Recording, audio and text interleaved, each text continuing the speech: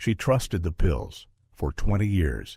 Daily vitamins, calcium, magnesium, whatever the label promised, she took.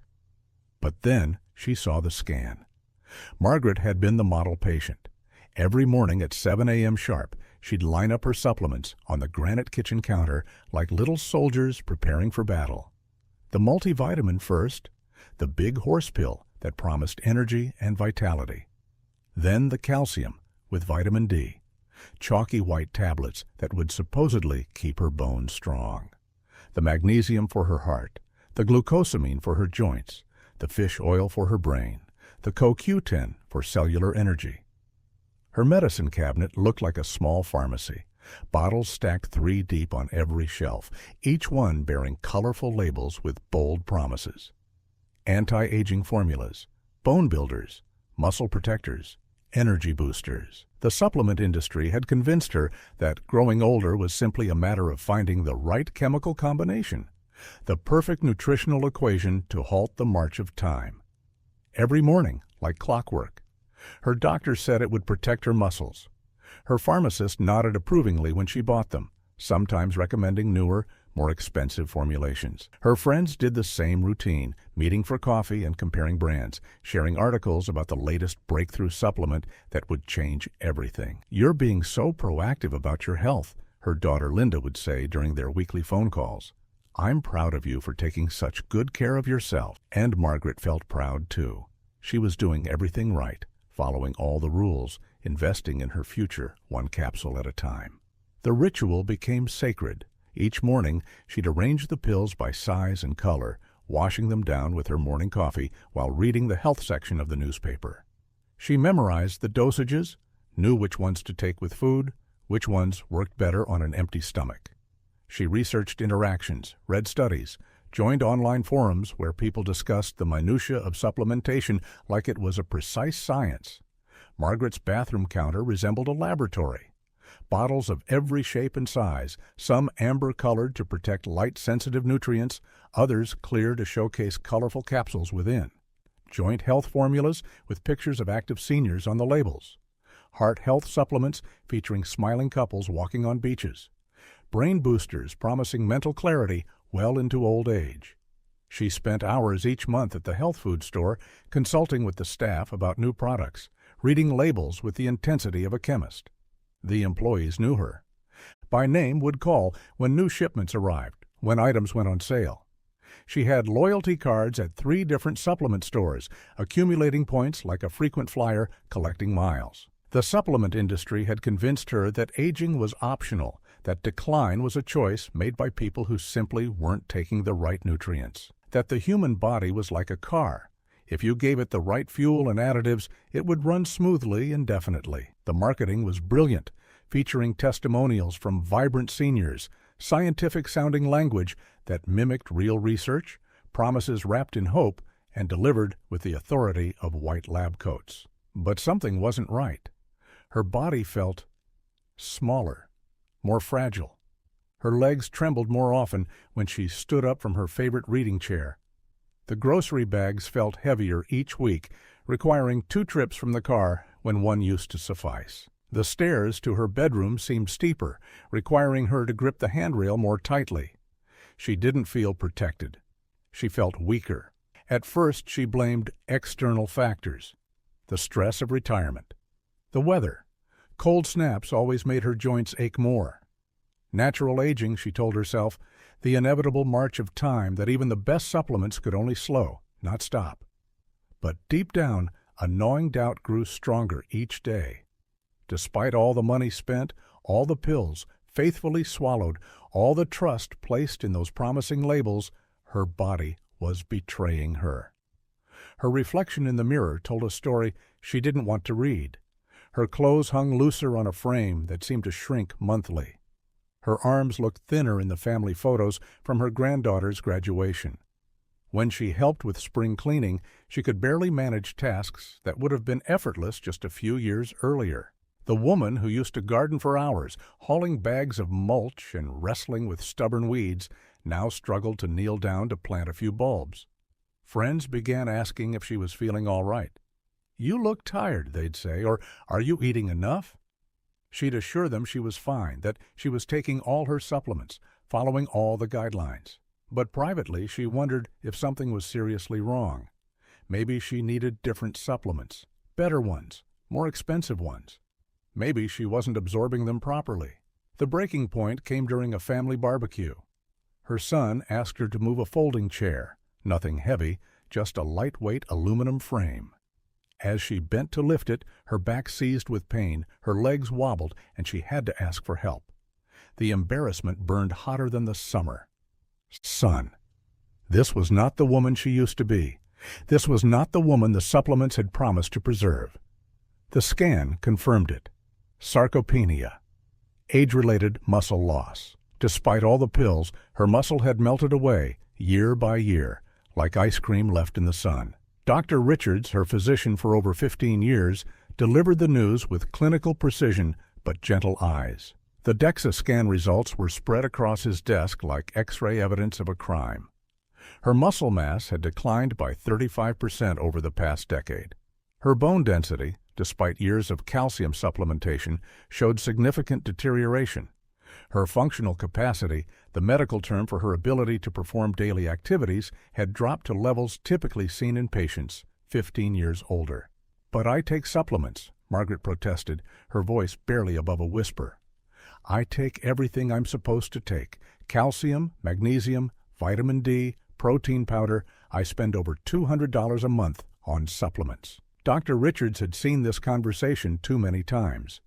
Well-meaning patients who'd been sold a bill of goods by an industry that preyed on their fears of aging. He pulled up her lab work on his computer screen, pointing to numbers that told a different story than the one the supplement bottles promised. "Your vitamin levels are actually fine, Margaret. Some are even elevated above normal ranges. The problem isn't nutritional deficiency.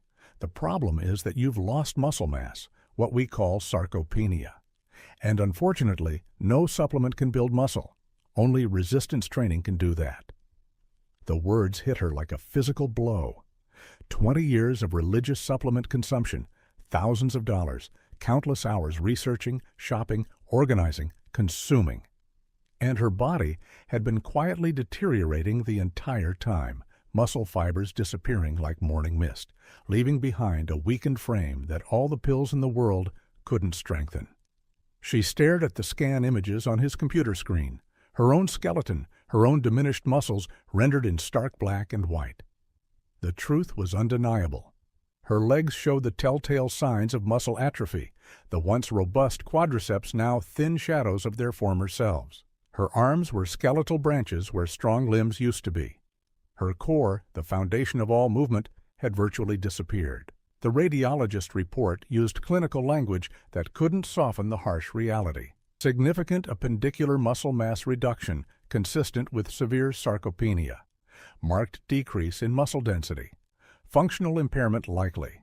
Each phrase was another nail in. The coffin of her supplement faith.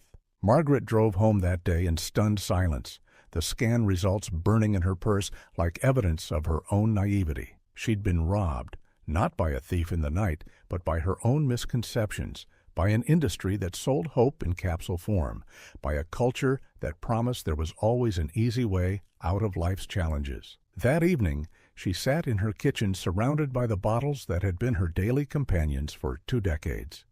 She read the labels with new eyes, seeing through the marketing speak to the empty promises beneath. Supports muscle health didn't mean builds muscle, maintains bone density, wasn't the same as increases bone strength. The careful language of supplement marketing was designed to suggest benefits without actually promising them. With shaking hands, she began emptying her medicine cabinet. Bottles clattered into the trash can, hundreds of dollars worth of false hope making a hollow percussion as they hit the bottom. The sound was both devastating and liberating. She'd been living a lie, but now she faced the brutal truth. Turns out, supplements can't build muscle. Only resistance does. The body needs tension to stay alive. And she had none. The research had always been clear to those who looked beyond the marketing. Dr. Richards had given her studies to read, scientific papers that explained the fundamental truth about human physiology. Muscle tissue is built through mechanical tension, through progressive overload, through the biological stress that comes from working against resistance. No pill, no powder, no potion could replicate the cellular signals that resistance training sends to the body. Her muscles had been screaming for stimulation for years, but she'd been answering with the wrong language.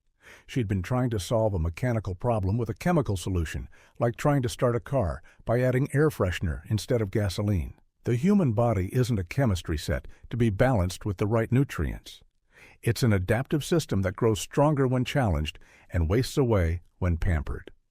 The supplement industry had sold her the most seductive lie of modern life, that there was an easy way out, that aging was simply a nutritional deficiency, that the right combination of pills could replace the fundamental human need for physical challenge. But human bodies are ancient machines, designed by evolution to respond to stress, to adapt to challenges, to grow stronger through struggle. At 79, Margaret stood at a crossroads that millions of older adults face every day. She could accept the seemingly inevitable decline, settle into the role of the frail elderly woman the scan suggested she was becoming, spend her remaining years managing weakness instead of building strength. Or she could fight back, not with bottles and pills, but with barbells and dumbbells, with the primal human practice of lifting heavy things and growing stronger in the process. The choice was terrifying. Everything in her culture told her to be careful, to take it easy, to protect her fragile bones and delicate joints. Her friends would think she'd lost her mind. Her doctor might worry about injuries. Her daughter would probably panic at the thought of her elderly mother in a weight room full of young, strong people. But the alternative was worse. The alternative was accepting defeat, watching her body continue its slide into frailty while she stood by helplessly with handfuls of useless pills. So she began, slowly, rebuilding what the pills never could. Each lift became an act of rebellion, of survival. The local gym was intimidating beyond description. Young people moved with casual confidence, lifting weights that seemed impossible for someone Margaret's age to even consider. The clanging of metal on metal, the rhythmic breathing of serious lifters, the mirror-lined walls that reflected her own uncertain image. Everything conspired to make her feel like an intruder in a foreign land. She almost turned around and left 3 times during her first visit. But something deeper than fear kept her feet moving forward. Maybe it was desperation. Maybe it was pride. Maybe it was the memory of the woman she used to be, the one who could move furniture and carry grandchildren and climb mountains without a second thought. The gym's fitness director, a patient woman named Sarah with kind eyes and strong hands, understood exactly what Margaret was facing. She'd worked with dozens of older adults who'd arrived at the same crossroads, scared and skeptical, but determined to fight back against the tide of aging. Strength isn't about the weight you lift today, Sarah explained during their first consultation. It's about the weight you can lift tomorrow compared to today. Progress is progress, whether it's 5 pounds or 500. They started with bodyweight exercises, sitting down in a chair and standing back up, walking across the gym floor, lifting her arms overhead. Movements so basic they barely seemed like exercise, but Margaret's muscles protested even these simple challenges. 20 years of underuse had left her body like a car that had been sitting in a garage.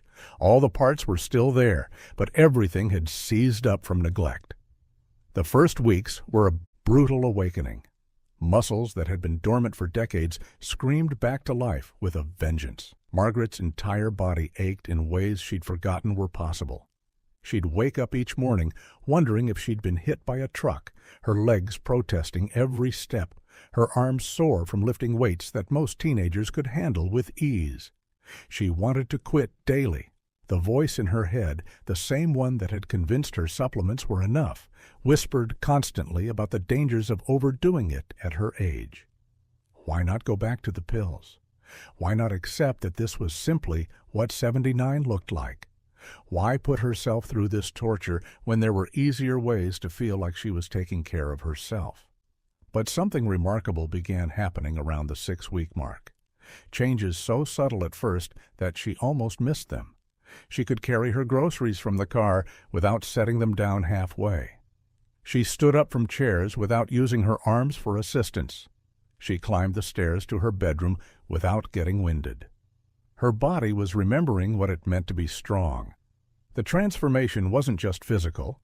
Each workout became a meditation on possibility, a daily confrontation with her own perceived limitations. The weight room became her laboratory, each exercise an experiment in rediscovering her capabilities. She learned to read her body's signals differently, distinguishing between the good pain of adaptation and the bad pain of injury, understanding that discomfort was often the price of progress. Progressive overload became her religion.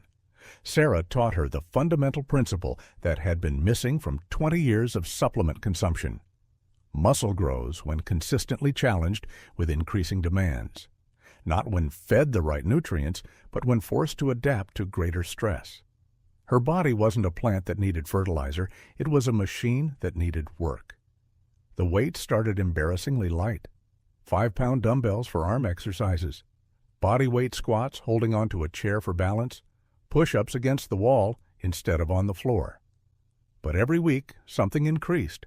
An extra repetition here, a slightly heavier weight there. The accumulated effect of tiny improvements compounding over time. At 80, something unprecedented happened. Margaret was stronger than she'd been at 70. The numbers didn't lie. Her grip strength, measured monthly by Sarah, had increased by 40%. Her leg press weight had tripled.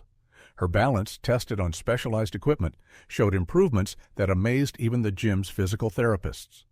The supplements had promised to maintain what she had, but strength training was building what she never knew she could have. Her body was rewriting its own story, erasing years of decline and replacing them with growth, adaptation, and resilience. Her social circle was stunned. Friends who'd commiserated with her about the inevitable frailties of aging now watched in amazement as she lifted boxes they couldn't handle, climbed stairs they avoided, moved with confidence they'd forgotten was possible. Some were inspired and asked for Sarah's contact information. Others were skeptical, warning her about the dangers of overdoing it at her age. Her daughter Linda's reaction was pure panic at first. "Mom, you're going to hurt yourself. What if you fall? What if you have a heart attack? Can't you just stick to walking?" But as the months passed and Margaret's vitality returned, Linda's fear transformed into pride. Her mother wasn't just aging gracefully. She was aging backwards. Dr. Richards was professionally amazed. Margaret's follow-up scans told a story he rarely saw in patients her age: muscle mass increasing, bone density improving through the mechanical stress of weight-bearing exercise, functional capacity expanding beyond what he'd thought possible for someone with her initial diagnosis. "What have you been doing?" he asked, studying the numbers that seemed to defy medical expectations. "Lifting weights," she said simply, the same way she might have once said, "taking my supplements." The supplement industry had taught her to fear aging, to see it as a disease to be treated with the right products. But strength training taught her to see aging as a process to be navigated with dignity and power. Not all decline was inevitable. Much of what society called normal aging was actually just the result of disuse, of bodies that had been treated like fragile antiques instead of adaptive machines. She's 81 now, no longer chasing pills. She builds strength, with iron, with will. And the scan? It finally shows progress. The latest imaging session was like visiting an old friend who'd undergone a complete makeover. Where the previous scans had shown the stark reality of muscle wasting and bone loss, the new images revealed a body in renaissance. Muscle mass had increased by 28%. Bone density had improved beyond what calcium supplements had ever achieved. Functional capacity scores placed her in the top quartile for women her age. The radiologist who'd interpreted her original scans barely recognized the results. The same bones, the same skeleton, but wrapped in newly built muscle and strengthened by the mechanical stress of progressive resistance training. It was like comparing before and after photos of a renovation project. The foundation was the same, but everything built upon it was transformed. Margaret keeps those scan results in a folder on her kitchen counter now, where her supplement bottles used to live. They're a testament to the power of choosing difficulty over convenience, of embracing challenge instead of avoiding it, of building rather than simply trying to preserve. Next to them sits a small notebook where she tracks her workouts. Weights lifted, repetitions completed, personal records broken. At 81, Margaret deadlifts her body weight. She can squat holding weights that would have seemed impossible when she was 79. She walks with the confidence of someone who trusts her body, climbs stairs with the ease of someone half her age, carries groceries with the strength of someone who's invested in functional capability rather than false promises. The financial comparison is stark. In her last year of heavy supplementation, she spent over $2,400 on pills and powders. Her gym membership cost $480 per year. The supplements promised to slow her decline and delivered accelerated deterioration. The gym membership promised hard work and delivered transformation. She thinks sometimes about the thousands of dollars spent over 2 decades, the faith placed in marketing promises, the time lost believing that health could be purchased in a bottle. But she doesn't dwell on regret. She focuses forward on the next workout, the next personal record, the next opportunity to prove that age is not a surrender to weakness, but a chance to redefine what's possible. The supplement bottles had promised her a future where aging was optional. The barbells gave her a present where strength was achievable. The pills had asked nothing of her but money and faith. The weights demanded effort and consistency, but delivered results that no marketing campaign could exaggerate.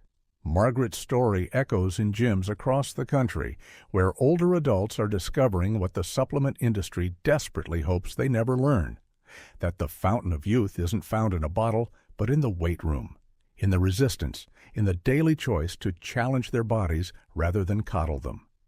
She trusted the pills for 20 years, but now she trusts something more reliable: her own ability to adapt, to grow stronger, to build the body she needs, rather than hoping someone else's product will preserve the body she's losing.